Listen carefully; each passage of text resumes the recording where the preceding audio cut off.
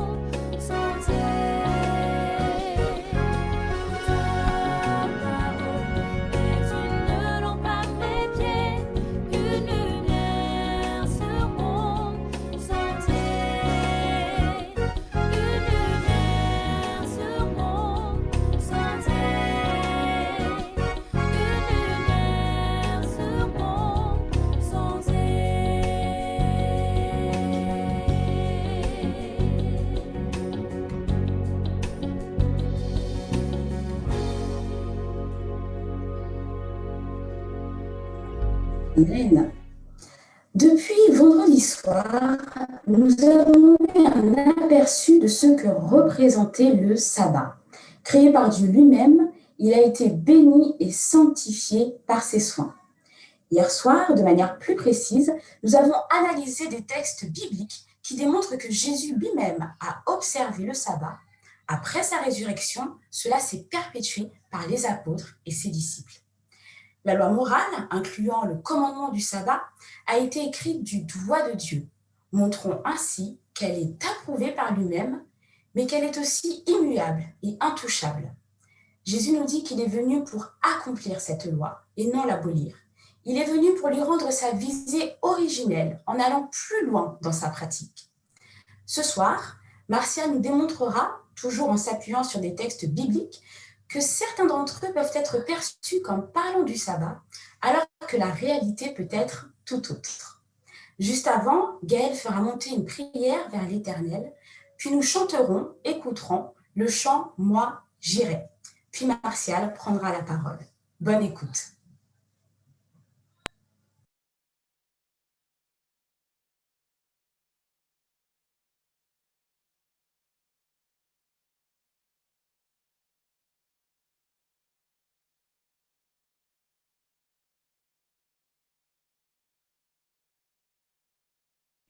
Notre Père Céleste, notre Dieu, je te remercie. Merci pour tous ces rendez-vous que tu nous donnes. Merci de nous permettre d'être là et d'apprendre encore davantage à ton sujet. Je te prie, ô Père, de nous ouvrir l'esprit et de faire que ce moment soit vraiment riche, soit vraiment intéressant et que nous puissions profiter de tout ce que Martial aura à partager avec nous ce soir. Surtout en toute chose, Seigneur, que toute la gloire te revienne. Alors je te demande de bénir tous ceux qui sont là ce soir et que nous puissions dire que tu es un Dieu incroyable pour tous tes bienfaits. Merci pour ton Fils, Seigneur. Merci pour ce sabbat que tu nous as offert et que tu nous permets de mieux comprendre. Amen.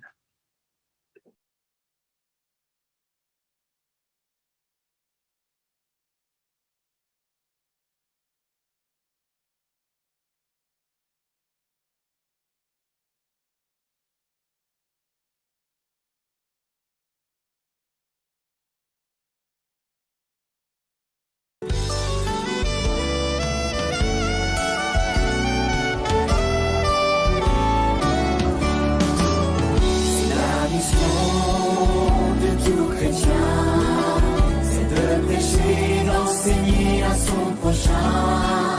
Seigneur, conduis-moi où tu veux. Touche mes lèvres pour te glorifier. Moi j'irai où tu me dis, moi j'irai où tu me dis, qui marchera pour nous. Moi j'irai où tu me dis, moi j'irai où tu me dis, me voici, envoie-moi et j'irai.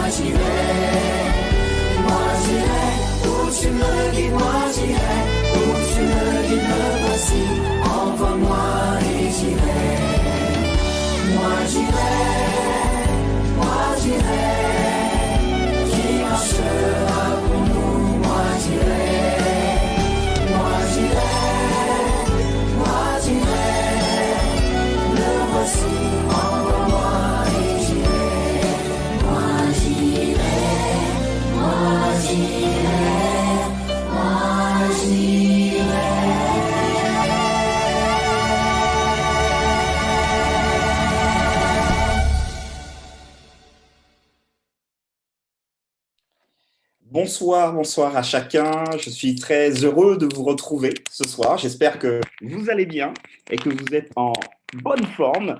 En tout cas, j'aimerais vous remercier parce que vous avez été là pendant 3 jours d'affilée et je suis hyper heureux de vous retrouver encore pour cette dernière, la toute dernière. C'est vrai que certains seront peut-être tristes, mais écoutez, nous avons fait de notre mieux, en tout cas, pour vous proposer des perspectives bibliques s'agissant de ce jour que Dieu a mis à notre disposition.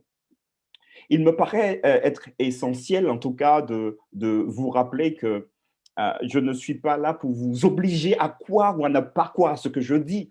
Prenez note très minutieusement de tous les textes bibliques que nous évoquons ensemble et finalement, vérifiez-les, relisez-les, priez également. C'est important quand nous sommes au contact du texte biblique d'une manière à ce que ce soit le Saint-Esprit, Dieu qui nous parle et non pas nous-mêmes. Parfois, vous savez, puisque Dieu nous a donné une intelligence, nous disons « je pense que ». Mais s'agissant de ce que Dieu veut pour nous, les « je pense que » doivent être automatiquement soumis à ce que Dieu dit dans sa parole. Je crois que si tous les chrétiens, d'une manière générale, s'appliquaient à se soumettre à Dieu, nous découvrirons tous des choses formidables que Dieu a en réserve pour nous.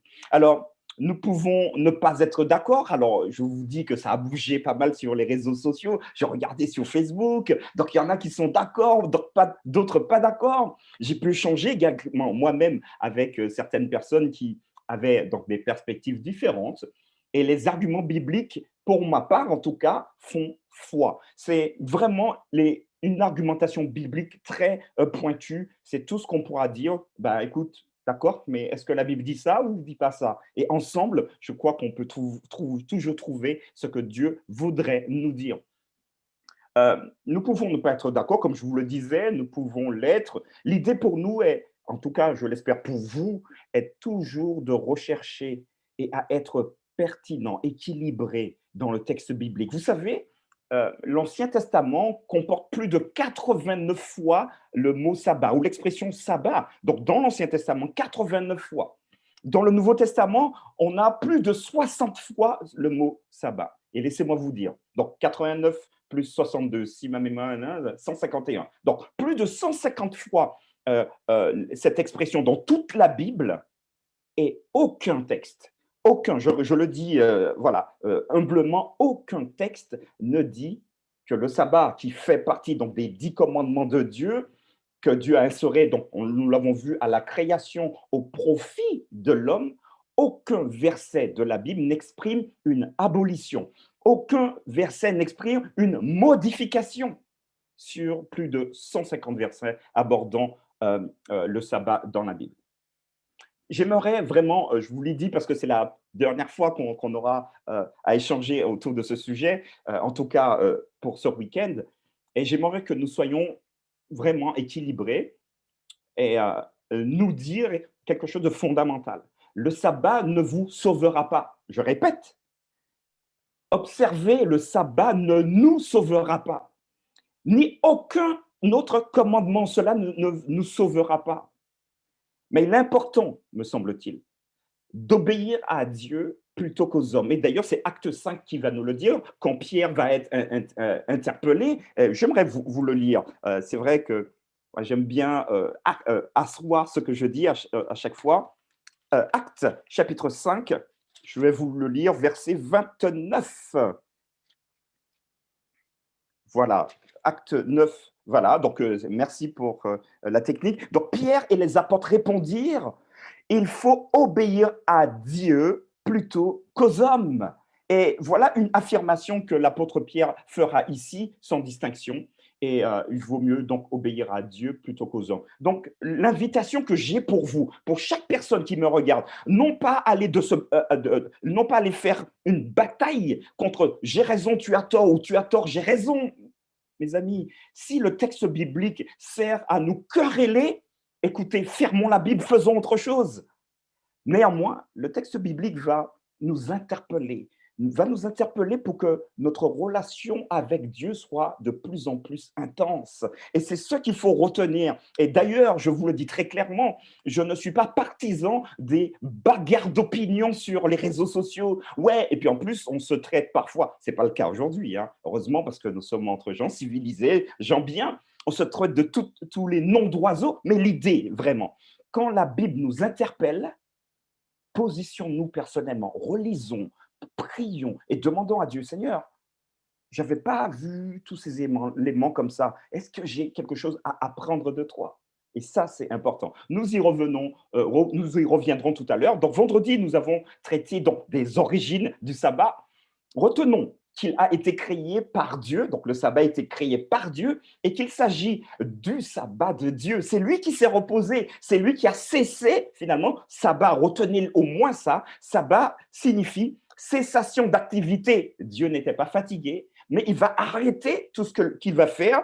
Il va donc créer un espace-temps, j'ai envie de le dire, et il va dire à Adam et Ève, voilà, j'ai créé ça pour vous. C'est à votre intention tout cela.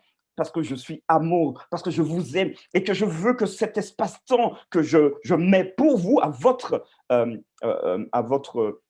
pour votre bonheur, soit un espace-temps particulier. Le sabbat fait partie donc de la création et est donné généreusement à l'homme pour son bien. Tout ce que Dieu a créé, quand nous lisons la Genèse, il va dire, mais c'est bon, c'est magnifique. J'ai même envie de dire que Dieu s'auto-congratule. Waouh, c'est joli, waouh, c'est bon. Donc il va dire, c'est très bon, c'est bon. Mais s'agissant du sabbat, il ne dira pas c'est bon, c'est très bon. C'est très curieux quand même, c'est intéressant même. Et il dira par contre, waouh, voilà un temps, je ne vais pas le dire que c'est très bon ou que c'est hyper bon, parce que ça dépasse tout ce qui peut être imaginé. Dieu va dire, je vais bénir ce jour-là. Et je vais le sanctifier. Et nous l'avons vu vendredi, sanctifier, je vais le mettre à part pour un usage saint. Sanctifier, c'est ça, mettre à part pour un usage saint. Hier, donc samedi, nous avons abordé la question de savoir si nous pouvions dire que le sabbat était aboli ou modifié. Et comme je vous le disais tout à l'heure, j'ai eu l'occasion d'échanger sur un réseau social où voilà, les arguments bibliques étaient là. Et donc l'invitation pour moi, et je crois que pour tous les étudiants de la Bible qui cherchent à savoir ce que Dieu veut pour l'homme, c'est de dire, OK, voilà ce qu'il y a comme argument. Est-ce qu'on peut en trouver d'autres qui iraient à l'opposé, en sens contraire? Et je vous rappelais également hier que Dieu a donné donc ce jour, et vous savez quoi? Jésus, et lui, notre exemple, parce que tous les chrétiens, tous les croyants disent que oui, Jésus, c'est mon exemple. Ah ben Jésus, pendant toute sa vie, a observé le sabbat. C'est vrai qu'il a fait des corrections, mais quelles corrections? Il a montré comment il fallait faire, et nous allons peut-être le découvrir plus en détail tout à l'heure. Mieux avoir ce temps de repos. Et il était à la synagogue lisant la parole de Dieu, discutant avec certains pour que Dieu puisse transformer leur cœur. Donc Jésus lui-même, toute sa vie, il observe le sabbat. À sa mort, ses disciples ont continué à observer le sabbat. En clair, quand Jésus était encore dans la tombe, nous l'avons vu hier, donc vous pouvez encore regarder la vidéo d'hier, nous avons donc ces disciples, en l'occurrence des femmes, qui vont arrêter tout ce qu'elles font et qu'elles vont partir pour observer le sabbat comme le disait la loi. Jésus mort, d'accord? Mais ce qui est intéressant de souligner également, enfin, c'est que les apôtres, après la résurrection de Jésus, après qu'il soit parti au ciel, nous l'avons vu, une foultitude de textes, continuaient à observer le sabbat. Voilà, je crois que des arguments bibliques qui sont assez solides pour nous donner une perspective s'agissant de la modification ou l'abolition. Et d'ailleurs, Jésus, il ne passera pas par 10 000 chemins. Je ne suis pas venu pour abolir la loi et les prophètes, mais pour accomplir. Et nous avons dit hier que accomplir, c'est remplir jusqu'au bord. Voilà, vous pouvez retenir cette définition. Ce soir, il existe encore peut-être voilà, des petits doutes. D'accord, 99,99% des textes bibliques nous disent que il n'y a pas de problème avec le sabbat. Il n'y a jamais eu de problème. Mais il y a peut-être 0,01% de textes qui, voilà, on ne sait pas comment les prendre. Peut-être que finalement, les 99,89 sont à mettre à la poubelle et on pourrait peut-être garder les 0,01% qui disent que, ou qui semblent dire, parce que là, je vais mettre de gros guillemets, que le sabbat, tu vois, finalement, c'est aboli. Je vais vous inviter à partir avec moi. Alors, ça va être un peu dense ce soir parce que, voilà, c'est la dernière. J'essaye de vous donner des pistes de réflexion pour que vous puissiez continuer à travailler à la maison et à continuer vos recherches. Je vous propose de partir avec moi dans ce très beau livre des Romains. Nous partons dans Romains et nous allons donc au chapitre 14, Romains, chapitre 14, et nous allons lire versets 5 et verset 6. Romains 14, verset 5 et verset 6. Alors, vous l'avez à l'écran, mais si vous avez vos Bibles et puis, voilà, vous préférez chercher, je peux comprendre. Donc, Matthieu, Marc, Luc, Jean, Actes des Apôtres. Donc là, nous sommes dans le Nouveau Testament et ensuite, vous avez ce très beau livre des Romains qui s'offre à vous. Romains, chapitre 14.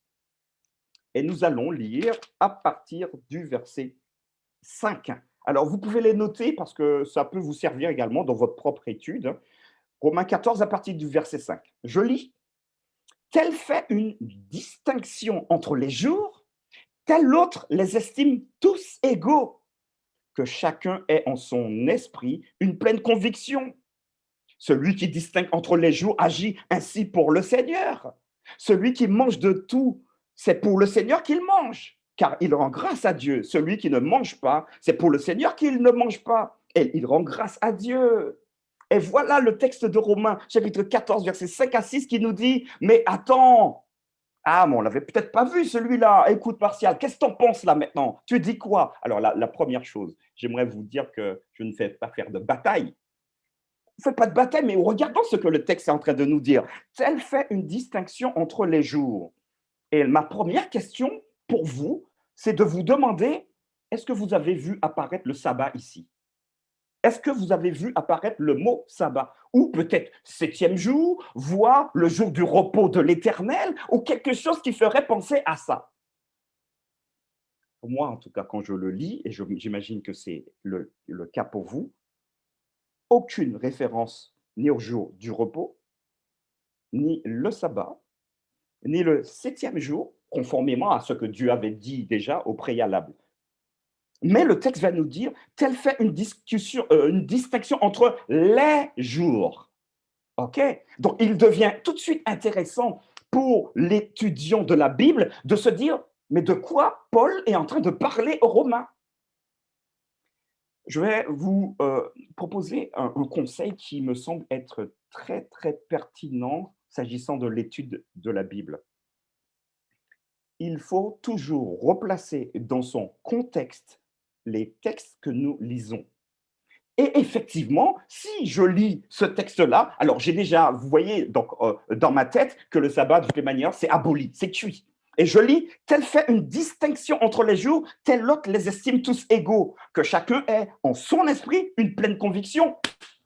Donc du coup, je vais projeter dans le texte, tel fait une distinction entre les jours, le sabbat ou pas le sabbat, donc ça c'est moi qui le rajoute maintenant, tel autres les estiment tous égaux, donc pour moi, tous les jours sont pareils. Moi, ma conviction, c'est que tous les jours sont pareils, donc il n'y a pas de distinction. J'ai envie de nous dire, sauf que Dieu, lui, il fait une distinction. Donc même si moi, petit humain, je pense être plus intelligent que Dieu et que je lui dis, Seigneur, tu as fait une distinction, mais tu as tort, c'est moi qui ai raison parce que, regarde, Paul en plus m'appuie. Mais j'ai envie de nous dire que même Paul n'a pas raison. Et si c'est ça qu'il disait, bien évidemment.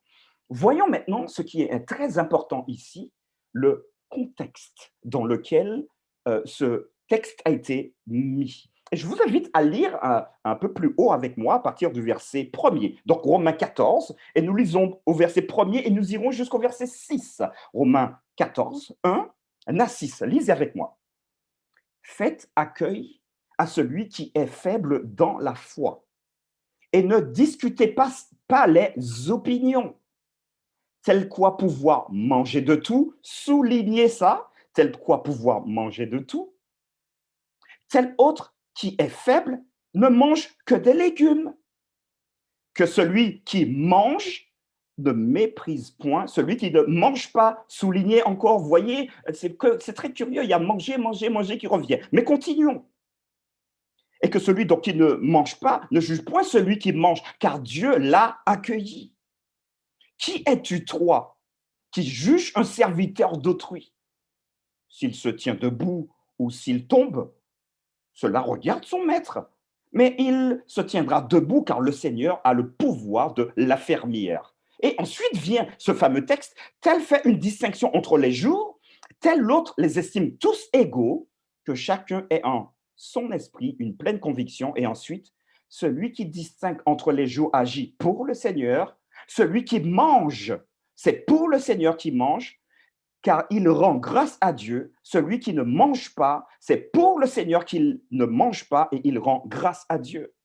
Donc, très clairement, mes amis, si vous ne l'avez pas vu, je vais vous dire de quoi il s'agit. Le texte est truffé, j'ai envie de dire, de mange, mange pas. Mange, mange pas. Mange, mange pas. C'est quand même bizarre que ça revient comme un mantra, j'ai envie de dire. Il s'agit très précisément d'une distinction que Paul veut donner. Celui qui mange, en clair, on va le démontrer juste après, qui ne jeûne pas. Celui qui ne mange pas. Celui donc qui jeûne. Jeûner, c'est ne pas manger. Manger, c'est ne pas jeûner. Et donc, du coup, visiblement, il y a un problème où il y a quelque chose de particulier sur les jours. Mais quoi les jours? Les jours, il y a des jours qu'on peut manger, des jours qu'on ne peut pas manger. Et puis, finalement, j'ai envie de dire que les chrétiens de Rome sont en train de se quereller parce que, oui, moi, je mange, toi, tu ne manges pas, donc je suis meilleur que toi. Ouh là là là là, Paul va le dire, mais c'est quoi votre problème? Parce que vous faites une distinction entre les jours où vous mangez et une distinction entre les jours où vous ne mangez pas. Mais est-ce que le texte dit ça réellement? Je vous invite à voir d'autres textes qui viendront éclairer celui qu'on vient de voir. Je vous invite donc à garder Romains 14, mais nous allons partir dans Luc au chapitre 18. Regardez ce que Luc, chapitre 18, verset 12. Alors, notez-le bien, versets 11 et 12. Allez. Vous voyez, là, moi je dis que parfois les apôtres, Jésus, ils sont un peu secs avec nos amis responsables ecclésiastiques à ce moment-là. Luc chapitre 18, à partir du verset 11, je lis, « Le pharisien debout priait ainsi en lui-même, « Ô Dieu, je te rends grâce de ce que je ne suis pas comme le reste des hommes qui sont ravisseurs, injustes, adultères ou même comme ce publicain. Je jeûne 2 fois la semaine. Je donne la dîme de tous mes revenus. » On s'arrête ici. Qu'est-ce qui se passe ici? Le pharisien, donc il est debout, donc une posture déjà un peu d'arrogance, est en train de dire, moi, pharisien, je jeûne 2 fois la semaine. Moi, je ne suis pas comme ce petit publicain-là. Il ne jeûne même pas, lui. Moi, je suis au-dessus. Donc, tu dois m'écouter, Seigneur, parce que, voilà, je suis meilleur que les autres. Vous voyez encore ici? Je jeûne. Donc, je ne mange pas 2 fois la semaine. Mais si on n'avait qu'un seul texte qui nous disait ça dans la Bible, on aurait dit, ouais, bon, Martial, c'est un peu léger ce que tu nous dis. Mais il y a d'autres textes qui vont nous parler de ça. Regardez avec moi Matthieu, chapitre 9, verset 14. Matthieu, chapitre 9, verset 14. Alors, j'espère que vous me suivez, le texte est important, et le contexte également est important. Alors, donc j'ai dit Matthieu, chapitre 9, verset 14. Je cherche en même temps, même si c'est affiché, je préfère lire dans ma petite Bible. Donc, Matthieu 9, 14. Lisez avec moi. Matthieu, chapitre 9, verset 14. Alors, les disciples de Jean vint auprès de Jésus. Il s'agit de Jean le Baptiste ici. Donc, les disciples de Jean le Baptiste vinrent auprès de Jésus et dirent, « Pourquoi nous et les pharisiens jeûnons-nous, tandis que tes disciples ne jeûnent point ?» Et Jésus va leur répondre, « Les amis de l'époux peuvent-ils s'affliger pendant que l'époux est avec eux? Les jours viendront où l'époux leur sera enlevé et alors ils jeûneront. Donc, ils ne mangeront point. » C'est intéressant de comprendre ici, mes amis, que même au tout début, le jeûne faisait partie, j'ai envie de dire, des rites les plus importants de la nation israélite. Il fallait jeûner. Vous savez, si vous voulez être bien vu, il faut jeûner. Il faut montrer comme les pharisiens, debout. « Oh voilà, aujourd'hui je jeûne, je ne mange pas, donc je suis plus saint que toi. » Et donc, du coup, les disciples de Jean le Baptiste vont accuser à demi-mot, les disciples de Jésus. Jésus, pardon, tu es d'après toi le maître. tu sais tout d'après toi, mais explique-nous pourquoi nous-mêmes, disciples de Jean, le petit Jean, nous jeûnons, les pharisiens eux-mêmes, ils jeûnent, et puis tes propres disciples ne jeûnent pas. Donc, en fait, finalement, ce sont peut-être des demi-disciples. Et Jésus va corriger tout de suite. On va jeûner quand il y aura des choses importantes dans nos vies. Pour le moment, je suis avec eux. Et je suis le chemin, la vérité et la vie. Ils n'ont pas besoin de jeûner. Ils n'ont pas besoin d'aller implorer Dieu pour quoi que ce soit, parce que Dieu est présent avec eux, au travers de moi. Bon, c'est moi qui commente le texte. Donc, finalement, Jésus est en train de recadrer tout le monde. Et je trouve ça assez intéressant de pouvoir le faire. Je vous prends un dernier texte. Marc, chapitre 2, verset 18, qui dira exactement la même chose s'agissant donc du jeûne. Marc 2, verset 18. Alors, je sais que je vous donne beaucoup de textes, mais à la loi et au témoignage, si on dit quelque chose, il vaut mieux l'appuyer sur un texte biblique. Et Marc va donc reprendre la même histoire et va le dire aussi, à partir du verset 18. Les disciples de Jean et les pharisiens jeûnaient. Donc, c'est quelque chose de courant pour eux.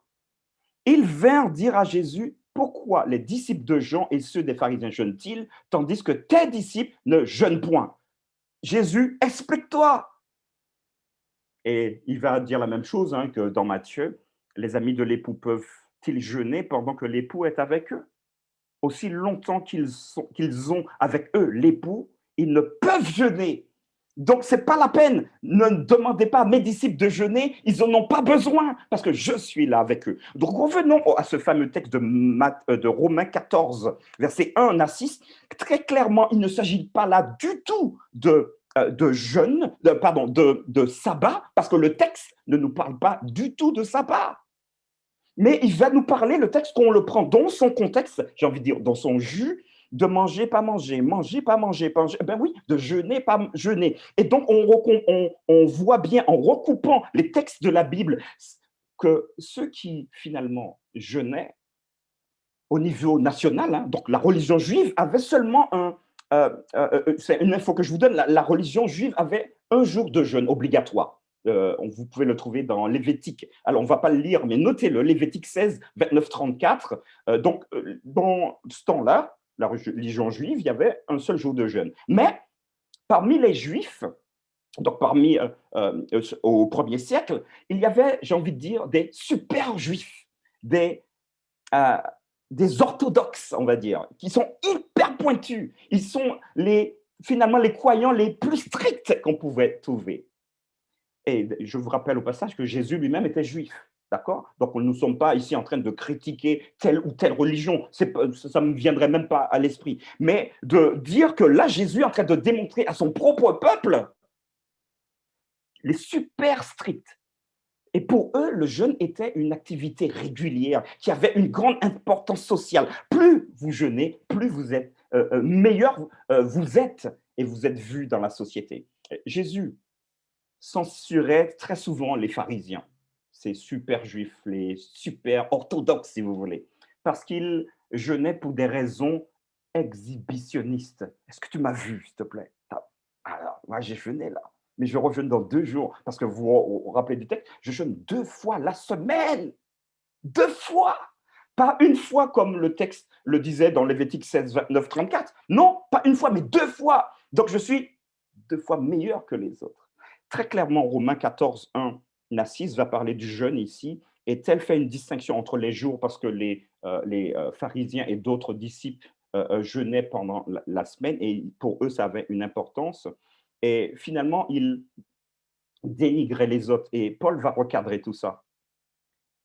Et il va leur dire, celui qui distingue entre les jours agit ainsi pour le Seigneur. Donc, si tu jeûnes 2 fois par semaine, si tu jeûnes 2 fois par semaine, comme ils aimaient bien le dire, c'est très bien pour toi parce que tu adores, tu loues le Seigneur, c'est bien. Celui qui mange, c'est pour le Seigneur qu'il mange, car il rend grâce à Dieu. Celui qui ne mange pas, c'est pour le Seigneur qu'il ne mange pas et il rend grâce à Dieu. Alors que tu jeûnes 2 fois par semaine, c'est bien. Mais si tu ne jeûnes pas parce que tu ne veux pas jeûner, il est où le problème? Ce n'est pas question de se battre pour ça. Et ce n'est pas parce que tu vas jeûner 2 fois ou pas du tout que tu seras meilleur ou pire que l'autre. Là n'était donc pas ce que Paul voulait dire ici. J'espère que ça a été suffisamment clair. J'ai pris un peu de temps pour que vous puissiez bien avoir tous les éléments pour finalement bien comprendre ce texte de Romains 14, versets 1 à 6. Et quand on sort seulement le verset 5 à 6, on a plutôt l'impression qu'il s'agit de sabbat. Or, je le répète encore très clairement ici, il n'y a pas une seule fois le mot sabbat dedans, mais les jours, et avec les éléments que je vous proposais, vous pouvez mieux comprendre dans le contexte ce qu'il s'agit. Je vais vous proposer maintenant de passer à un deuxième texte, parce que nous en avons 3. Le dernier, il est croustillant, mais là, on est au deuxième. Pareil, on se dit, d'accord, bon, ok, bon, Romains 14, on peut comprendre dans le contexte, effectivement, il y a, bon, ouais, ok, il n'y a pas le sabbat, bon, j'ai compris. Mais j'en ai un autre qui peut être un peu problématique. Je vous invite à partir avec moi dans ce livre de Galates, au chapitre 4, versets 16 à 17. Galates, chapitre 4, toujours Paul, hein. Galates, chapitre 4, verset 16.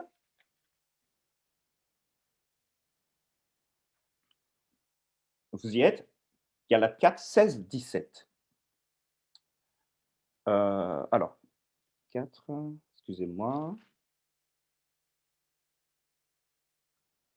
Oh, pardon, par 16, 17, excusez-moi, je rectifie. Galates, chapitre 4, versets 10 à 11, voilà. Ok. Parfois, on fait des choses de mémoire, c'est pour ça qu'il faut écrire. C'est mieux quand il faut écrire. Donc, Galates, chapitre 4, versets 10 à 11. Donc, si vous êtes avec moi, nous allons y aller. Vous observez les jours, les mois, les temps et les années. Je crains d'avoir inutilement travaillé pour vous. Point. Donc voilà peut-être un texte qui peut être utilisé pour nous dire que ah ben, le sabbat, c'est un jour. Hein. Ah, tu observes un jour. Ouais, bon, franchement, Paul va te dire, il a travaillé pour rien, Paul. Hein. Le texte va dire, vous observez les jours, les mois, les temps et les années.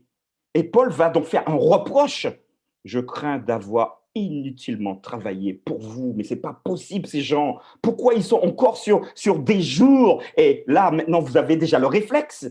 Bien évidemment, ici, on ne voit pas apparaître ni le sabbat, ni le 7e jour, ni le jour du repos. On ne voit pas, mais on voit encore des jours. Donc, vous voyez, donc je pense que vous avez déjà maintenant le réflexe. De quel jour? Il parle de quel jour? Il s'agit de quoi précisément? Et vous avez déjà compris, il s'agit maintenant d'aller prendre le contexte pour comprendre ce qu'il dit. Voyons à partir du verset 8 cette fois-ci. Galates chapitre 4, à partir du verset 8, et nous irons donc jusqu'au verset 11. 8 à 11. Donc, notez bien, Galates chapitre 4, 8 à 11. Autrefois, ne connaissant pas Dieu, vous serviez des dieux qui ne le sont pas de leur nature. Mais à présent que vous avez connu Dieu, ou plutôt que vous avez été connu par Dieu, comment retournez-vous à ces faibles et pauvres rudiments auxquels, de nouveau, vous voulez vous asservir encore? Vous observez les jours, les mois, les temps et les années, je crains d'avoir inutilement travaillé pour vous. Voilà donc le texte pris dans son jus, comme on aime bien dire, dans le contexte. De quoi il s'agit ici? Autrefois, donc reprenez avec moi, autrefois, ne connaissant pas Dieu, donc vous étiez, comme on aime bien être un peu péjoratif, vous étiez des mécréants au début, parce que vous ne connaissiez pas Dieu. Donc autrefois, ne connaissant pas Dieu, vous faisiez quoi? Vous serviez des dieux qui ne le sont pas de leur nature. Ok, vous serviez des dieux qui ne sont pas de leur nature. Ok, mais c'est quoi ces dieux qui ne le sont pas de leur nature? Prenons un texte ensemble. 1 Corinthiens 8, versets 5 à 6, pour comprendre ce que Paul est en train de dire ici. 1 Corinthiens, chapitre 8, versets 5 à 6. Vous y êtes? 1 Corinthiens 8, versets 5 et verset 6. Le texte dira, car il est des êtres qui sont appelés Dieu, soit dans le ciel, soit sur la terre, comme il existe réellement plusieurs dieux et plusieurs seigneurs. Néanmoins, pour nous, il n'y a qu'un seul Dieu, le Père, de qui viennent toutes choses et pour qui nous sommes, et un seul Seigneur, Jésus-Christ, par qui sont toutes choses et par qui nous sommes. Paul est en train de dire à 1 Corinthiens chapitre 8, verset 5, il y a des êtres qui sont appelés des dieux. OK? Des êtres. Ouais. Parfois, Pharaon, on l'appelait le dieu.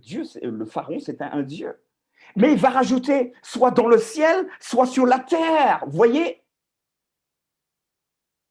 Souvent aussi en Égypte ancienne, on voyait le soleil comme un dieu également. Le ciel et le soleil, oh, mais là-haut, il y avait même des cultes au soleil, parce que les Égyptiens, en tout cas dans un certain temps, ils avaient peur que le soleil ne revienne pas le lendemain. Le soleil, c'est une source de vie, donc il faut faire des sacrifices au soleil pour que le soleil puisse revenir. Donc, finalement, Ra, ce dieu soleil, il faut l'adorer.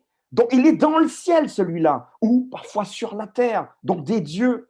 Et finalement, en mettant en perspective, donc Galates chapitre 4, verset 8, autrefois, donc dans les temps anciens, quand vous ne connaissez pas Dieu, c'est ce qu'il est en train de dire ici, ne connaissant pas Dieu, vous serviez des dieux qui ne le sont pas de leur nature. Et d'ailleurs, il va préciser, il n'y a qu'un seul Dieu. Donc, avant, vous avez 18 000 dieux. Et parfois, dans certaines croyances, on a le dieu de la mer, le dieu du ciel, le dieu de la terre, le dieu du téléphone portable, le dieu du bureau. En fait, à chaque fois qu'on a un élément, on a un dieu qui serait donc caché. Paul va le rappeler dans le texte que nous venons de lire qu'il y a un seul Dieu, point barre trait. Donc, il va donc reprocher aux chrétiens de Galate, mais oui, mais vous étiez comme ça avant, vous aviez 18 000 dieux. Mais à présent que vous avez connu Dieu, donc le seul vrai Dieu, maintenant que vous l'avez connu, que vous êtes en relation avec lui, ou plutôt, il va corriger tout de suite, que lui-même vous a connu. Parce que ce qui est intéressant avec Dieu, c'est qu'il vient nous chercher. Comment, donc Paul dit, mais je ne comprends pas, pourquoi et comment retournez-vous à ces faibles et pauvres rudiments, donc à ce que vous faisiez avant de reprendre le Dieu du téléphone portable, le Dieu de ceci, le Dieu de cela, le Dieu soleil, le Dieu lune. Mais comment? Comment est-ce possible qu'après avoir connu Dieu, vous reveniez là-bas? Et là, Paul, dans j'ai envie de dire, un sentiment de tristesse, il va dire, oh là là, vous observez les jours, les mois, vous observez les temps, vous observez également les années. Je crains d'avoir inutilement travaillé pour vous, parce que vous êtes retournés à faire la même chose. Quand nous voyons donc le texte dans son contexte, il me semble ici être assez intéressant de pouvoir noter que vous observez les jours, les mois, les temps et les sabbats, je fais une synthèse ici, à aucun moment il ne s'agit de sabbat. Rien. Mais en remettant le texte dans son contexte, on voit bien que Paul est en train d'interpeller donc les Galates, donc les habitants de Galatie, que non, ne revenez pas à cela. Alors, il y a un texte qui me vient, je ne l'avais pas préparé, mais je vous le donne quand même parce qu'il est intéressant. Ésaïe 8, verset 19. Et ça, c'est peut-être un conseil pour nous tous. Ésaïe, chapitre 8, verset 19. Très, très intéressant. Alors, il est hors propos celui-là, mais gardez-le sous le coude. Ouais, voilà, Ésaïe 8, verset 19, c'est exactement ça. Je lis, merci en tout cas Brandon pour le magnifique travail que tu fais derrière. Donc, si l'on vous dit, consultez ceux qui évoquent les morts et ceux qui prédisent l'avenir, qui poussent des sifflements et des soupirs, répondez, un peuple ne consultera-t-il pas son Dieu? S'adressera-t-il aux morts en faveur des vivants? À la loi et au témoignage. Si l'on ne parle pas ainsi, il n'y a point d'aurore pour le peuple. Retenez cela. Alors, voilà, il m'est venu comme ça, je ne sais pas pourquoi, mais je vous le donne. Ici, ces hommes qui avaient, donc en Galates 4, verset 8 et suivant, contact avec Dieu, se disent, ouais, mais Dieu, c'est bien, mais on va retourner vers d'autres dieux. On va donc interpeller le Dieu soleil. Dieu soleil, est-ce que tu peux nous donner de la richesse, de l'amour, de la patience? Après, Dieu de la forêt, Paul va leur dire stop, stop, stop, stop. C'est qui votre Dieu? Si c'est le Dieu du ciel qui a tout créé, allez vers lui. Et ne faites pas de tous les autres, voire même des morts, des dieux que vous allez consulter. Voilà, c'était une parenthèse que je voulais faire. Voilà donc le deuxième élément que je voulais partager avec vous. Et enfin, nous allons attaquer un troisième texte. J'espère que ça va pour vous, hein, que vous prenez des notes surtout. Hein. L'idée, c'est vraiment ça.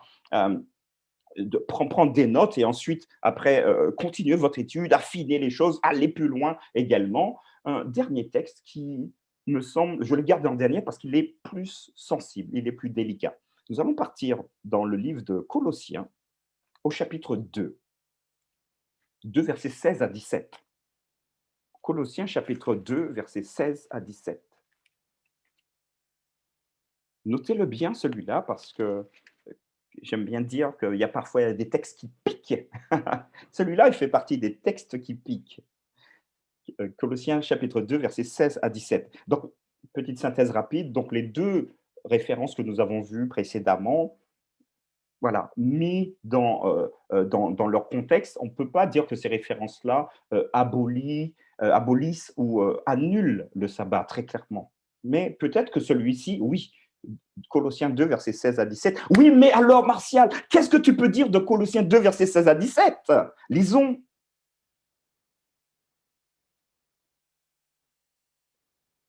Colossiens 2, voilà, donc j'y étais.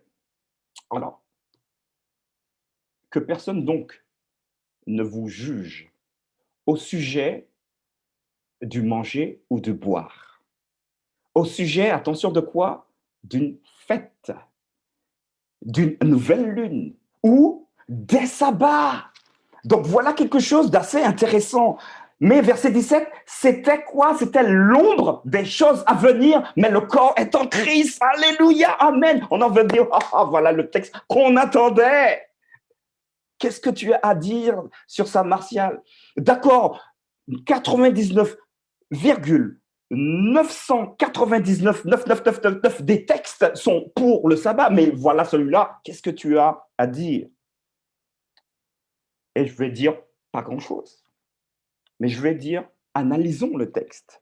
Parce qu'il est beau, il pique celui-là. Parce que autant les deux premiers, on ne voyait pas la mention sabbat, ici, c'est très clairement identifié. Que personne donc ne vous juge au sujet du manger ou du boire, ou au sujet d'une fête, d'une nouvelle lune ou des sabbats. C'était l'ombre des choses à venir, mais le corps est en Christ. Donc tu ne peux pas me dire que ne pas respecter le sabbat, c'est un problème. Ça, c'était, c'est dépassé. C'est dépassé, maintenant on est plus loin que ça. OK. Je vais vous faire remarquer un premier élément. Même si nous voyons ici écrit sabbat, mais le texte va nous dire au sujet des sabbats. Alors, des sabbats, ouais, d'accord, les sabbats, il y en a plusieurs, quoi, une fois par semaine. Donc, ça fait des sabbats. Mais le texte est plus fin que ça, est beaucoup plus fin que ça. N'oublions pas que celui qui écrit, ici, l'épître aux Colossiens, c'est Paul, qui est lui-même juif. J'ai envie de dire qu'il est un expert juif, donc un intellectuel. Donc, il ne faut pas prendre ces mots à la légère, parce que quand Paul utilise un mot ou une expression, elle doit être travaillée pour qu'on puisse bien accepter ce qu'il nous dit. Je vais vous donner une perspective que peut-être certains n'avaient pas encore remarquée. Donc, il va déjà dire au verset 17, les sabbats, c'était l'ombre des choses à venir. Donc, il va utiliser un temps au passé. Alors, je ne vais pas faire du grec avec vous, mais on va rester en français. C'était, donc c'est du passé, ça. Et donc, on va se demander, mais quel sabbat était l'ombre du passé? Et je vous rappelle donc que lui-même, et nous l'avons lu Paul, hier, que lui-même, il continuait à observer le sabbat. Donc, est-ce que Paul pourrait dire que le sabbat, c'est désuet, c'est passé, mais en fait, moi, je continue? Alors, j'aurais dit à Paul, si je le croisais, mais Paul, tu n'es pas cohérent. Tu dis que c'était, donc c'est quelque chose de désuet, de dépassé, et tu continues. Quel avantage, quel intérêt as-tu de continuer? Et j'ai envie d'entendre Paul me dire, mais non, viens, Martial, assieds-toi, je vais t'expliquer. Tu sais, quand je parle des sabbats, quand nous parlons, parce que les pharisiens, les sadduciens, les esséniens, les intellectuels, quand nous parlons des sabbats, mais ne sais-tu pas que dans la Bible, il y a plusieurs sabbats? Il y a le sabbat que Dieu a établi en tout premier, et là nous le connaissons, celui-là, je vais lui dire, mais oui, Paul, je connais ce sabbat qui est le 7e jour. Il va me dire, oui, c'est pas mal, qui a été béni, mis à part par Dieu. Il va me dire, ah, mais c'est pas mal, comment sais-tu ça? Parce que je lis et je vais faire le fier. Et il va me poser la question, et les autres sabbats? Je lui dis, comment ça, quel autre sabbat? Il n'y a pas d'autres sabbats. Il va me dire, ah, tu sais pas qu'il y a d'autres sabbats. Et il va me poser cette question, Paul, Martial, que signifie sabbat? Et donc là, je vais revenir fièrement. Ben, sabbat, ça veut dire cessation d'activité. Ça veut dire ne pas travailler ce qu'on a l'habitude de faire pour gagner sa vie. Il va dire, ah, d'accord. Et Paul va me répondre, ben, en fait, viens, je vais te montrer parce que visiblement, tu es limité dans ta compréhension martiale. Viens avec moi. Donc, je vais dire, ah ouais, ben, vas-y, Paul, essaye de me convaincre. Et Paul va m'envoyer et je vous invite à partir avec moi dans le Lévitique. Nous allons partir dans le Lévitique au chapitre 23. Je vous rappelle que Paul, c'est un expert du texte biblique. Et il va me dire, Martial, regarde Lévitique 23 à partir du verset 1 jusqu'à 3. Je vais lui dire, d'accord, Paul. Alors je vais lui dire, Paul, c'est moi qui vais lire. D'accord? Je lis. Il va me dire, d'accord, Martial, lis. L'Éternel parla à Moïse et dit, parle aux enfants d'Israël et tu leur diras, les fêtes de l'Éternel que vous publierez seront de 5 convocations. Voici quelles sont mes fêtes. Donc, je regarde Paul, il me dit, vas-y, continue. Donc, je dis, d'accord, je lis au verset 3, Paul. D'accord. On travaillera 6 jours, mais le 7e jour est le sabbat. Le jour du repos, il y aura une sainte convocation. Vous ne ferez aucun ouvrage, c'est le sabbat de l'Éternel dans toutes vos demeures. Et je vais m'arrêter, je vais dire, Paul, alors, mais je suis d'accord avec toi. Mais il va me dire, mais Martial, tu n'as pas lu assez. Continue le texte. Je dis, ah bon, ok, ben continuons le texte. Verset 4. Voici les fêtes de l'Éternel. Et là, je vais m'arrêter. Ah ouais, c'est curieux. Voici les fêtes de l'Éternel, les 5 convocations que vous publierez à leur temps fixé. Oups. Et là, tout de suite, on a l'impression ici qu'à part, il va le dire au verset 3, le sabbat, donc qui est régulier, il y a d'autres fêtes. Mais pour le moment, il n'y a pas écrit sabbat. Mais Paul va me dire, mais Martial, regarde au verset 7. Le premier jour, vous aurez une sainte convocation, vous ne ferez aucune œuvre servile. Donc vous ferez Shabbat. Hein? Ah bon, on peut faire Shabbat un autre jour? Mais bien sûr, va me dire Paul, mais ce n'est pas fini. Il va me dire, regarde au verset 8. Vous offrirez à l'Éternel pendant 7 jours des sacrifices consumés par le feu. Le 7e jour, il y aura une sainte convocation. Vous ne ferez aucune œuvre servile. Aucune œuvre. Vous ferez encore Shabbat. Vous cesserez donc de travailler. J'ai dit, mais Paul, mais je ne connaissais pas. Il dit, voilà, ben, je vais t'apprendre qu'il y a une différence très claire entre le sabbat que Dieu a mis en place au début, qui fait partie de la création. Au 7e jour, il l'a mis pour tous les hommes. Et ensuite, il y a des fêtes régulières. Mais puisque tu ne le sais pas, je vais te dire, il y a la fête de la Pâque. La fête de la Pâque, c'est une fête et c'est un sabbat également, dans le sens où c'est une fête où on ne travaille pas, puisque sabbat, ça veut dire on ne travaille pas. Et à partir du moment où on ne travaille pas, c'est une fête de sabbat. Ça n'a rien à voir avec le sabbat du 7e jour. Je répète, mis à part par Dieu, expressément béni, sanctifié au début, mais ce sont des fêtes. La Pâque. Donc là, maintenant, parce que nous n'aurons pas le temps de le faire, je vais vous inviter à lire l'intégralité du chapitre 23 pour découvrir les 7 fêtes qui sont appelées les 7 sabbats supplémentaires. 1, la Pâque. Vous pouvez noter, je vous laisse noter. 1, la Pâque. 2, la fête des pains sans levain. Vous allez le trouver. 3, les fêtes ou la fête des gerbes ou des prémices. 4, la Pentecôte. Ce sont des noms finalement qui nous reviennent. 5, la fête des trompettes. 6, le jour des expiations. Et beaucoup connaissent ce fameux Yom Kippour. Et enfin, 7, la fête des tabernacles. Donc, dans le Lévitique 23, Il y a donc une séparation très claire. Donc, le Lévitique va mettre le sabbat du 7e jour à part et puis va dire, voilà, vous avez encore d'autres sabbats, dans le sens d'autres fêtes pendant lesquelles vous ne travaillez point. Et je vais dire à Paul, oh, Seigneur, j'ai loupé ça. Paul va me dire, c'est pas grave, tu as appris quelque chose aujourd'hui. Je vais lui dire, d'accord, mais maintenant, il faut qu'on revienne quand même dans le texte de Colossiens, chapitre 2. Reprenons Colossiens, chapitre 2, et relisons le texte ensemble. Que personne donc ne vous juge au sujet du manger ou du boire. Soit dit en passant, mes amis, hein. Je ne vous ai pas dit d'aller manger le crapaud qui est partout parce que Paul dit de manger tout ou les lézards qui traînent au sol. Paul ne veut pas dire ça ici, mais c'est une parenthèse. Ou au sujet d'une fête, d'une nouvelle lune ou des sabbats. C'était l'ombre des choses à venir. Toutes ces fêtes-là, mes amis, les 7 fêtes dont je vous ai énuméré les noms, servaient finalement à préfigurer la mission de Jésus dans notre vie. Dieu est trop intelligent. Il nous a donné, enfin, il avait donc donné à son peuple des fêtes pour que nous puissions comprendre la mission de Jésus pour nous. Et je vais prendre le Yom Kippour, fête du grand pardon, par exemple. C'était j'ai envie de dire, le summum. Et le Yom Kippour va correspondre finalement à ce sacrifice que le souverain sacrificateur, il va rentrer d'ailleurs dans le lieu très saint, dans le sanctuaire. Et là, il y aura un sacrifice d'un animal pour les péchés de toute l'année, de tout le peuple. Et cette fête préfigurait Jésus qui lui-même, d'ailleurs Jean va le dire, et voici l'agneau de Dieu qui ôte les péchés du monde.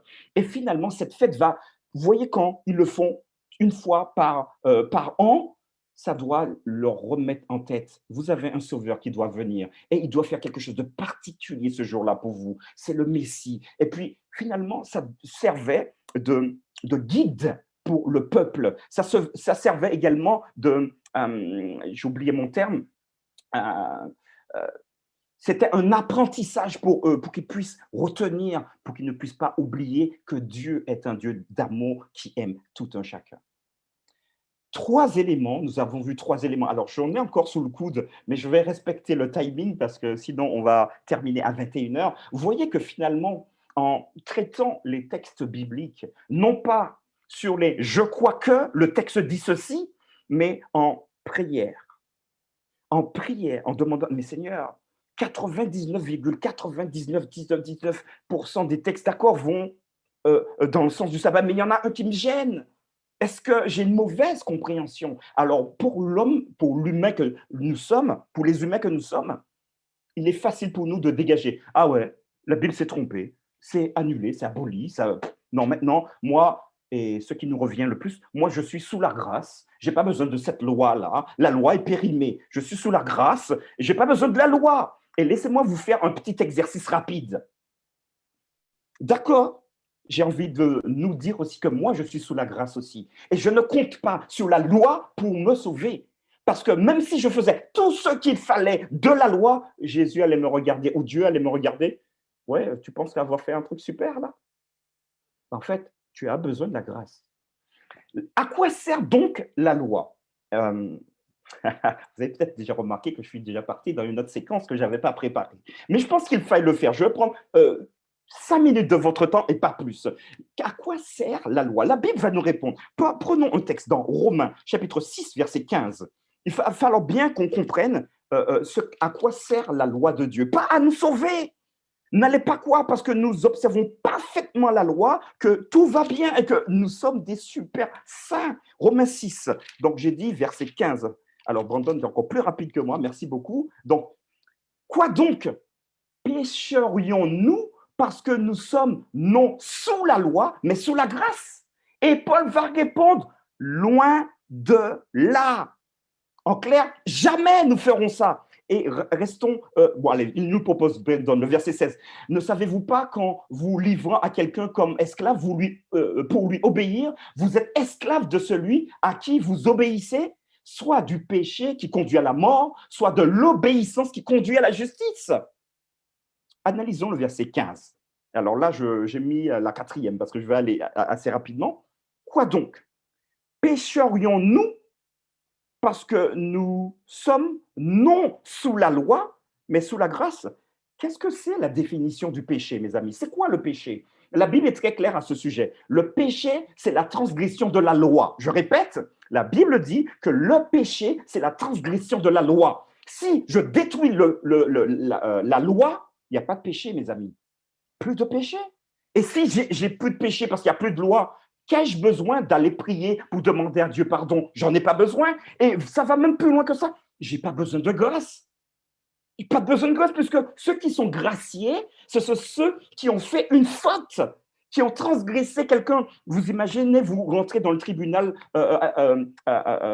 correctionnel de Paris, vous venez devant le juge et vous lui dites « Cher juge, graciez-moi ». Il va vous regarder « Vous graciez pourquoi, monsieur? Qu'est-ce que vous avez fait ?»« Graciez-moi quand même, monsieur. » Ben non, monsieur, sortez de mon tribunal, je ne vous connais pas, vous n'avez rien fait de mal. Donc, du coup, on demande une grâce que quand on a transgressé une loi, donc si nous détruisons la loi, nous la jetons, eh bien, mes amis, nous n'avons pas besoin de grâce et nous n'avons pas besoin non plus de prier Dieu. Nous devenons des dieux. Nous devenons sans péché parce qu'il n'y a pas de loi. Et d'ailleurs, regardez avec moi. Oula, ça me vient, ça fuse. Romains 7, versets 7 à 8, c'est le dernier texte que nous allons voir ensemble. Romains 7, versets 7 à 8.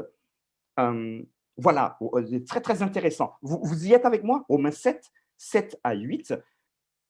Que dirons-nous donc? La loi est-elle péché? Loin de là encore. Paul, il aime ce... Jamais, en fait, jamais. Mais je n'ai connu le péché que par la loi.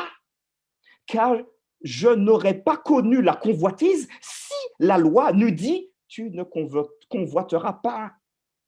Et le péché, saisissant l'occasion, produit en moi par le commandement toutes sortes de convoitises, car sans la loi, le péché est mort. Vous m'avez entendu? Enfin, non, pardon. Vous avez entendu Paul? Sans la loi, le péché est mort. Ça veut dire que s'il n'y a pas de loi, il n'y a pas de péché. Le péché, il est mort. Or, j'ai envie de nous poser la question aujourd'hui. Est-ce que vous péchez? C'est une question rhétorique. Bah, on va dire, ouais, bon, d'accord, ouais, je pêche. Ah ben, si nous péchons, c'est qu'il y a une loi. Et la loi, c'est la loi de Dieu. Et je rappelle quelque chose de fondamental. Il ne s'agit pas ici d'aller appliquer ou de cocher toutes les lois. Si j'ai fait ça, j'ai fait ça, j'ai fait ça, j'ai fait ça. Donc c'est bon. Non. Le péché va nous montrer nos erreurs. Et quand nous avons constaté que nous avons commis quelque chose qu'il ne fallait pas, Dieu nous dit, ouh, je suis là parce que je t'offre ma grâce. Donc, la loi, la grâce, les deux vont ensemble. Et quand j'ai les deux, j'aime bien utiliser ça, c'est deux faces de la même pièce. Quand j'ai péché, Dieu me dit, viens prendre ma grâce parce que tu en as besoin. Je ne peux donc pas détruire la loi. Et si je ne peux pas détruire la loi, je ne peux pas détruire la loi de Dieu elle-même. Et dans la loi de Dieu est enchâssé, nous l'avons dit hier, le sabbat. Et je rappelle encore, il ne s'agit pas d'aller faire une guerre. J'ai raison, tu as tort, j'ai raison, tu as tort. Non, c'est de nous interpeller pour que nous ayons une relation plus intense, d'une manière personnelle avec Dieu. Il ne s'agit pas de guerre, de clocher ici.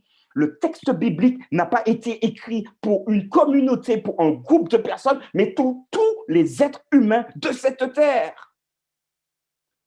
Alors, vous comprenez bien que j'ai mis toute mon énergie, et là, je vais arrêter parce que j'avais dit 5 minutes, toute mon énergie à nous dire que le sabbat n'est pas une mauvaise chose. Le sabbat n'est pas un don de Dieu pour nous brimer, pour nous empêcher de faire ceci ou cela. Dieu, pour ce temps qu'il a mis, va t'inviter, va vous inviter pour te dire, écoute, j'ai besoin de passer un temps intense avec toi, un temps plus restreint, plus solide, plus profond avec toi. Donc, je te fais cette invitation. Est-ce que tu veux venir? Imaginez-vous votre femme, votre fiancé. Alors, laissez mieux, les fiancés, parce que pour les fiancés, on se plie en 4. Votre fiancé vous envoie un courrier. Rendez-vous tel jour, de telle heure à telle heure. Et vous dites, waouh, c'est génial. Et vous arrivez au rendez-vous. Et puis finalement, vous lui dites, en fait, tu sais, je t'aime bien, mais en fait, il y a mes potes qui m'attendent, on va jouer au foot. Donc, mais oui, mais je t'ai donné rendez-vous. Oui, mais j'ai mon foot. Oui, mais je t'ai donné rendez-vous. Et on va peut-être dire, ouais, bon, d'accord. La prochaine fois, si tu veux, hein, parce que le foot, c'est plus important que pour moi. Donc finalement, Jésus va dire, si vous m'aimez, gardez mes commandements. Je crois que ça, c'est fondamental à entendre. Si vous m'aimez, gardez mes commandements. Et donc, que me dira, ouais, mais quel commandement? On ne reviendra pas dessus parce que je serais parti encore pour 15-20 minutes. Jésus a appliqué les commandements de son Père. Le commandement de son Père, vous le trouvez dans Exode chapitre 20, à partir du verset 3 jusqu'au verset 17. Et il a non pas appliqué bêtement, mais il a donné le vrai sens de tous ces commandements-là, comment on doit appliquer. Et s'agissant du sabbat, les pharisiens, les Esséniens, donc les intellectuels du moment, avaient alourdi le sabbat, mais jusqu'à aller dire le jour du sabbat, non, non, pour sanctifier ce jour-là, vous ne pouvez pas dépasser 1 kilomètre à pied. Si vous dépassez 1 kilomètre, vous avez transgressé le sabbat. Et Jésus est en train de le dire, mais c'est pas possible. Je vous donne quelque chose de bien, quelque chose pour que vous soyez en communion les uns avec les autres, en communion avec moi, et puis vous commencez à mettre des choses. Il faut pas, il faut pas, il faut pas, il faut pas. Je suis fatigué avec vous. Et Jésus donc va leur montrer ce qu'il faut et comment il faut intégrer le sabbat. Faites du bien à ceux qui en ont besoin. Est-ce que nous préférons rester enfermés dans nos églises le sabbat ou le jour? Voilà, le sabbat, non, on est fermé, on ne fait rien pour les autres. Ils se débrouillent. On verra ça un autre jour, on verra ça demain. Parce qu'aujourd'hui, c'est qu'avec Dieu. Et puis, nos amis sont en train de... J'ai failli utiliser crever, mais allez, disons-le, sont en train de mourir. Alors, on va être, sont en train de mourir de faim. Et alors, on peut faire quelque chose. Non, non, non, on va faire ça demain. Ça nous interpelle encore aujourd'hui. Et Jésus, enfin, va dire, je ne suis pas venu abolir la loi. Pas du tout. Je suis venu l'accomplir dans le sens, je suis venu vous montrer comment il faut vraiment réaliser ça dans votre vie. Voulez-vous participer à cet échange plus intense avec Dieu ce jour? Je rappelle encore que il ne s'agit pas de faire de querelle de clocher. Ce n'est pas parce que nous observons le sabbat, bien qu'il faille le faire parce que Dieu nous le demande et parce que nous l'aimons, nous lui obéissons automatiquement. Mais nous sommes sauvés par grâce, par le moyen de la foi. Et c'est un... J'ai envie de vous le donner, mais je vais m'arrêter là.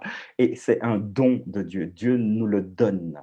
Et parce que nous l'aimons, parce qu'il nous a graciés, parce que nous avons fait plein de bêtises, nous ne nous amuserons pas encore à enfreindre ce qu'il nous demande de faire, parce que nous l'aimons. Ce ne serait pas cohérent. Je vous invite à prier avec moi pour que finalement ce week-end puisse continuer dans vos têtes, continuer également dans votre relation personnelle, à peut-être discuter avec des gens qui ne sont pas d'accord avec vous, mais surtout d'apporter des textes et de réfléchir en prière, non pas en s'envoyant des noms d'oiseaux, parce que ça ne sert à rien et je crois qu'on sera donc passé à côté de l'essentiel. Prions ensemble. Notre Père Céleste, nous te remercions de cette opportunité que tu nous as donnée de pouvoir avoir ce week-end axé sur cette grosse réflexion biblique s'agissant du sabbat, sa validité, ses origines, son application encore pour nous aujourd'hui. J'ai envie, Seigneur, d'entendre encore que tu nous rappelles que tu as mis un temps particulier où tu veux que chaque être humain soit en relation plus intense avec toi.